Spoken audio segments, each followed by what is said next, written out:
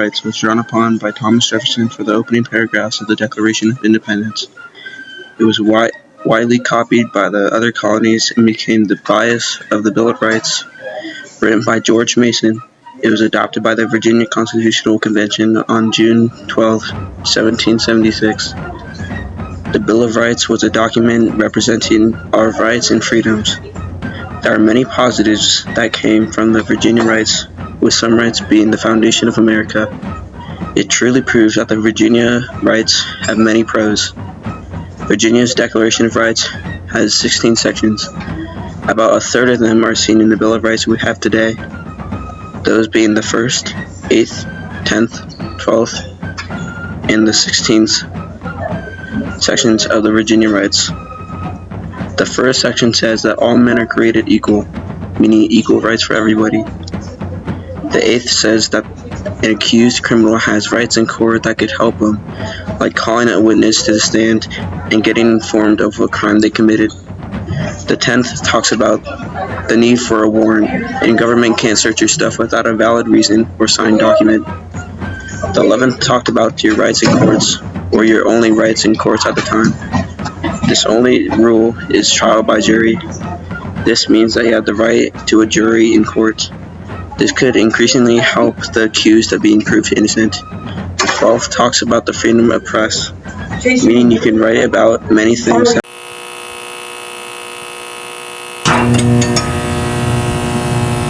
Hello, I am William Searle Honstein the 15th Jr., but you can just call me Billy.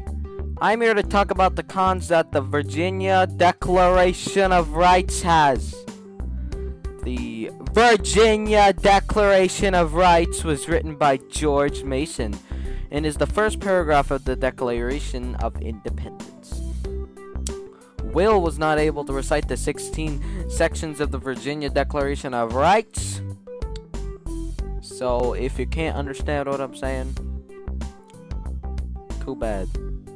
Section 1 talks about all men being created equal. Section 2 talks about the people having the power. Section 3 talks about the government protecting the people and having safety for the people. Section 4 states the United States shall guarantee to every state in this union a republican form of government and shall protect each city against invasion. Section 5 talks about the legislative and executive branch and that they should be separated. Section 6 talks about when voting representatives are chosen by the people in meetings. Section 7 Section 7 talks about laws and how they can't be approved without the representative's consent. Section 8 talks about when accused of a crime, he/she shall be known of what they have done and shall be able to call a witness if necessary. Basically the Sixth Amendment.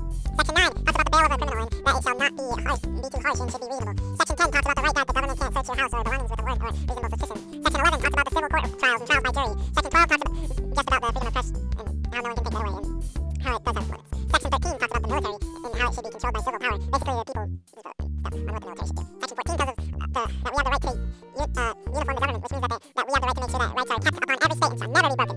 Section 15 tells us that no free government or blessing of America has the right to preserve rights to any person. Section 16 talks about the freedom of religion and that no one can interfere without a good reason. That's basically all this stuff. Yeah.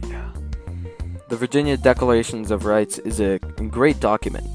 In all, the Virginia Declaration of Rights is a great document, and although it has some things that should be added to it. For instance, not calling out a certain gender. Most of the entire Declaration of Rights talks about men.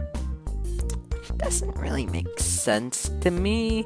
Well, yes, women aren't as equal back then. They still had their own rights. If you specify men's rights, it would seem as if women can't do these things that men can do. Girl power, am I right? The document should be changed to be gender neutral by specifying the people instead of specifying a gender, which can make a lot of people angry since it's 2024 and people just need a thing to be angry at. I also noticed while reading the Virginia Declaration of Rights that there's a few sections that are considerably smaller than the other sections. For example, Section 2 is only 26 words compared to Section 1, which is 57. And then Section 3 has 100 words, which is great.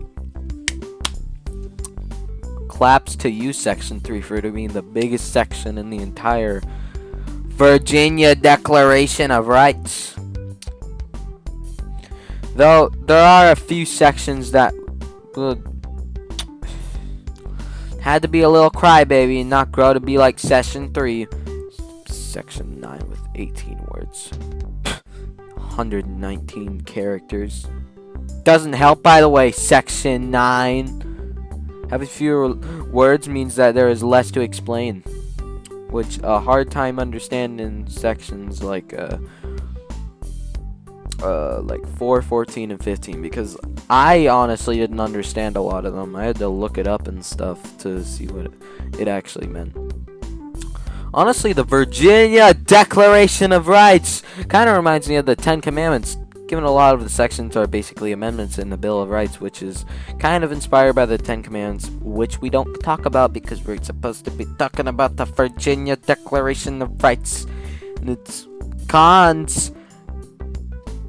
Person talks about the freedom of press, meaning you can write about many things. Well, you do give some great points. You do say that the 12th section isn't limited by much, which basically opened Pandora's box from Fortnite, releasing every single reason why those two words are the reason why many of the sections are inevitable. Because it has limits.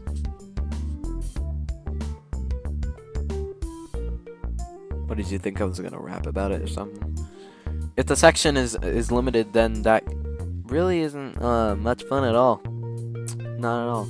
Having certain sections like section 12, freedom of press, being limited much makes it not really freedom of press, but like partial freedom of press.